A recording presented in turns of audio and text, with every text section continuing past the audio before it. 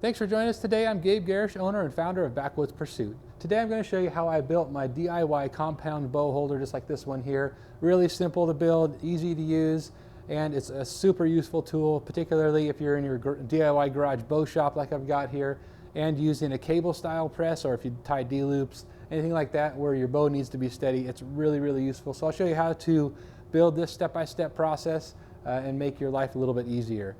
Don't forget to hit that subscribe button for us and the bell notification so you're notified of upcoming videos. And check out our website, backwoodspursuit.com, for other gear reviews and our Facebook and Instagram accounts. I'll put links to all that down in the description for you. Let's get started.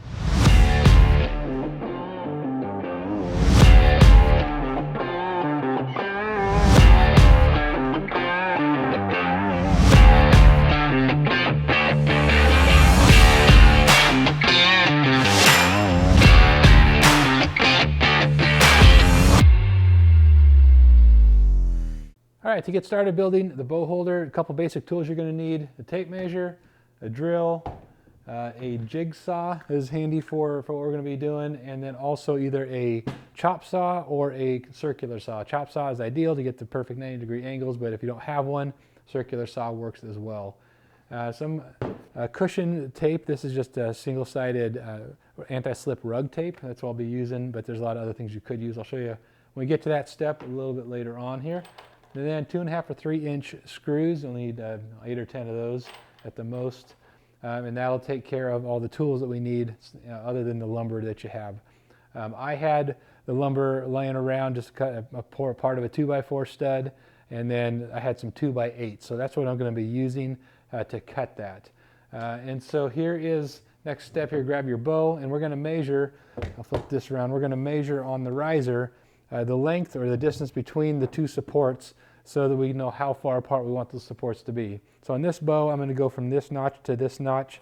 It's a little bit in from the limb pockets here, but it's going to give it a nice support and hold it up off of the bench a bit as well.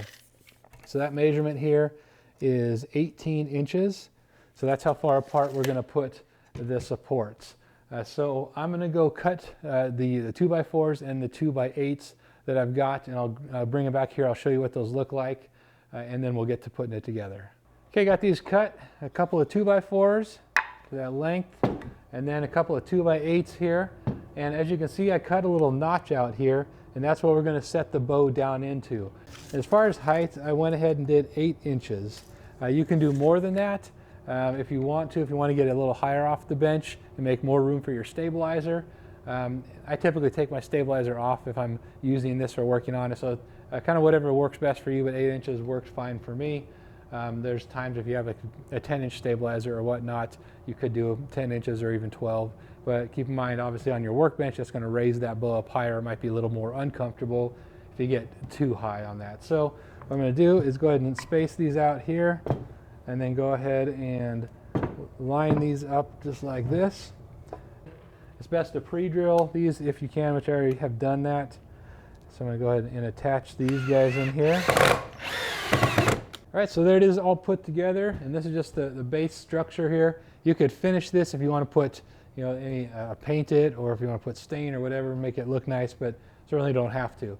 So to get the finishing touches on this, I'm going to do a couple of things to protect your bow so that when you put the bow in here, you're not going to scrape the riser up or mar it or anything. Obviously, wood here can do that, and so you want to be able to have something that's going to hold that in here nicely. So that's where this tape is going to come into play. So we're going to use this for two things. One, I'm going to use it to put right in here. Basically, take this tape and put it right in here and give myself a nice cushioned place to set the bow, right there and right there.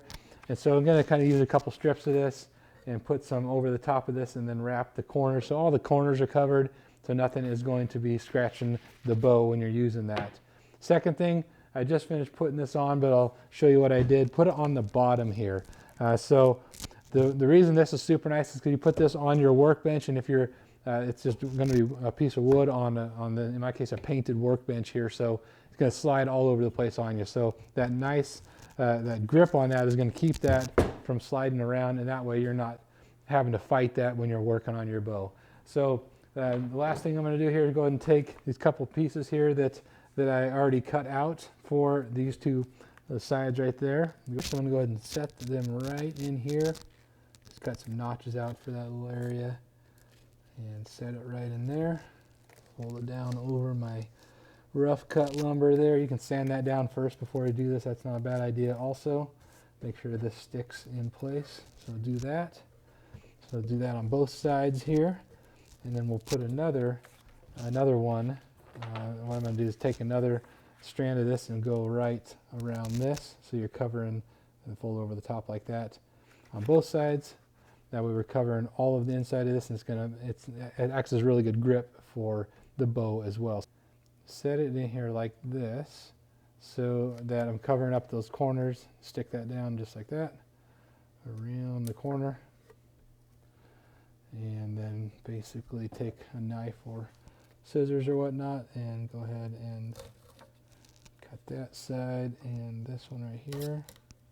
And then go ahead and lay those flaps down.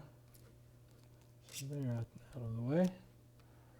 Lay that over the top, and you covered your corner up just like that, so you're not going to scratch up your bow when you're using it. So I'm going to do that on the other three here, and then I'll show you one last little thing that's optional that you can do on these that'll help keep the bow in place. All right, next up, I'm going to put a couple of screws here on both sides, both this side and over here, on the inside of the holder. And this is going to be something where you can put basically a piece of rope or something that's elastic works better to basically take this and go over the riser and then hold that in place. You can kind of figure out what works best for you, but a small piece of rope, piece of elastic is really what works best, because you're going to have different sizes or different placements as far as where the riser sits on here. So that would work really well. Even a big rubber band would work there too. So now we've got the tape here, and on this side, we got all the edges covered, and that's going to keep that from slipping around. Depending on how precise you cut these here on both sides compared to your riser, you may have a snug fit or you may not. If the fit is not snug enough, you can add several more layers of the tape if you want, and kind of stack a bunch of those on there so you have even more cushion there. Or something I've done in the past is grab the old foam, this is like an old closed cell foam pad, and basically cut it all out and cut the same notches out, put it in there, and basically create a thicker cushion there, and then you can use whatever you want, a staple gun or whatnot, to kind of hold that down in place. And that creates a nice cushion protected cut out there for your riser to sit on. All right, finished product here. It is certainly nothing pretty, but gets the job done and was super cheap to make. Easy to do, didn't take very long, and I had all the materials lying around, so it didn't cost anything, which is the best part. And it's really a nice piece that, especially if you're running a cable style press, that is a lifesaver to have around, so that your bow isn't sliding around or slipping around when you're trying to use that cable press. And especially with that non-slip tape on the bottom, I learned that after using it for a bit, that it's kind of hard to keep it in place. So that was a huge lifesaver that way. So here's the fitment there. It goes right in there, slides right down in there, and is nice and stable. Especially, I do like having the extra foam in there. That seems to help hold it in place rather than just the tape, but figure out what works best for your specific bow setup. So there you go. That worked really well. Drop comments, questions down in the comment section. I'll help you get one dialed in for your bow setup if I can. Happy to help. Thanks for watching here today. We'll see you next time.